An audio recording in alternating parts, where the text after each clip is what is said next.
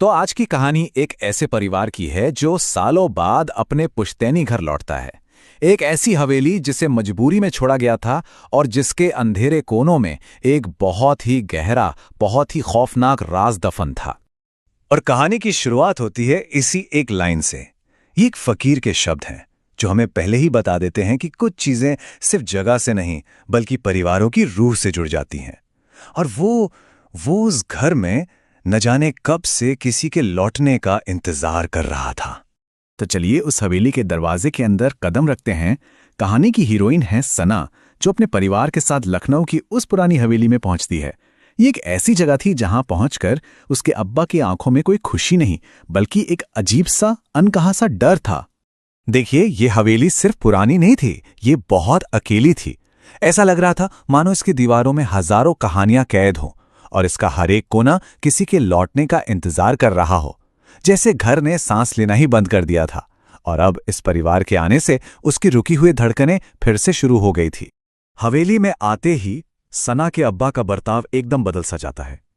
उनकी आंखों में पुरानी यादें नहीं बल्कि एक अजीब सा खौफ साफ दिखाई दे रहा था। ये बात तो पक्की थी कि वो इस जगह के बारे में कुछ ऐसा जानते थे जो वो किसी को भी बताना नहीं चाहते थे। और जैसे ही पूरा परिवार दहलीज पार करता है, हवेली का वो भारी भरकम दरवाजा एक जोरदार आवाज के साथ अपने आप बंद हो जाता है। ये हवा का झोंका बिल्कुल नहीं था।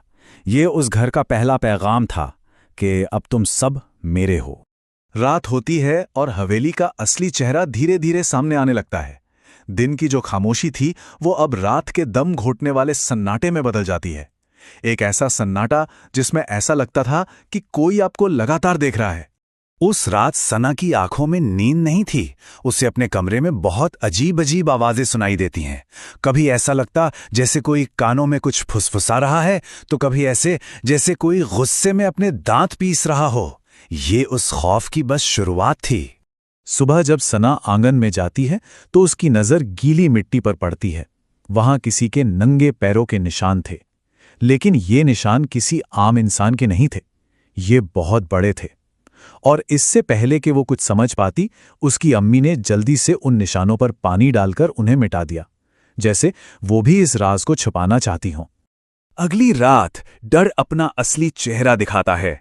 आधी रात को सना की आंख खुलती है और वो जो देखती है, उसके बिस्तर के पास कोई खड़ा था, पर वो कोई इंसान नहीं था। उसका जिस्म खालिस अंधेरे से बना था और वो इतना लंबा था कि उसका सिर छत को छू रहा था। लेकिन सबसे डरावनी चीज थी उसकी आंखें, एकदम सफेद, जिनमें ना पुतली थी ना कोई पलक। वो बस सना को घूर रही थी। वो परछाई सना के और करीब झुकती है और सना को अपने कानों पर उसकी ठंडी सांसें महसूस होती हैं। और फिर एक आवाज जो जैसे सदियों पुरानी लगती है, फुसफुसाती है। ये आवाज इस बात का पक्का सबूत थी कि हवेली में जो भी था वो इस परिवार को सिर्फ जानता ही नहीं था बल्कि उन्हीं का इंतजार कर रहा था। सना की चीख से पूरा घर गूंज उठता है। अपनी बेटी का ये हाल देखकर उसके अब्बा को आखिरकार वो राज उगलना ही पड़ता है जिसे वो सालों से अपने सीने में दफन करके बैठे थे। अब्बा का चेहरा डर से सफेद पड़ जाता है। वो समझ जाते हैं जिस अतीत से वो इतने सालों से भाग रहे थे, वो अब उनकी बेटी के दरवाजे पर आकर खड़ा हो गया है। उनका सबसे बड़ा डर सच बन चुका था। उस हवेली का जिन जाग गया था। अब्बा की आवाज कांप रही थी जब उन्होंने बताया कि सालों पहले उनकी अपनी बहन रेहाना के साथ भी ठीक यही सब शुरू हुआ था। एक जिन को उससे मोहब्बत हो गई थी। जब रेहाना की सगाई हुई तो वो जिन उस पर हावी हो गया और जब हालत काबू से बाहर हो गए तो परिवार ने एक बहुत ही खौफनाक फैसला किया। वो रेहाना को उसी हवेली में हमेशा के लिए छोड़कर भाग गए। ये सच सामने आने के बाद परिवार एक पल भी वहां नहीं रुकना चाहता। वो फौरन हवेली छोड़ने का फैसला करते हैं। लेकिन शायद अब बहुत देर हो चुकी थी। जिन जाग चुका था और वो उन्हें इतनी आसानी से तो जाने नहीं देने वाला था। जैसे ही वो लोग अपना सामान बांटना शुरू करते हैं, पूरी हवेली जैसे उन पर हमला कर देती है। दरवाजे जोर जोर से खुद ही बंद होने लगते हैं, बल्ब फूट जाते हैं और सीढ़ियों से किसी के नीचे आने की भारी भरकम आवाज सुनाई देती है। और तभी दीवारों से, छत से, यहां तक कि फर्श से एक आवाज गूंजती है। एक ऐसी आवाज जो हर तरफ से आ रही थी। ये जिन की आवाज थी जो उन्हें ताना दे रही थी। वो उन्हें याद दिला रहा था कि वो कायर हैं जो सालों पहले भी ठीक ऐसे ही भागे थे। किसी तरह परिवार दरवाजा खोलकर अपनी जान बचाकर बाहर भागता है, लेकिन जैसे ही सना पीछे मुड़कर देखती है, उसका खून जम जाता है।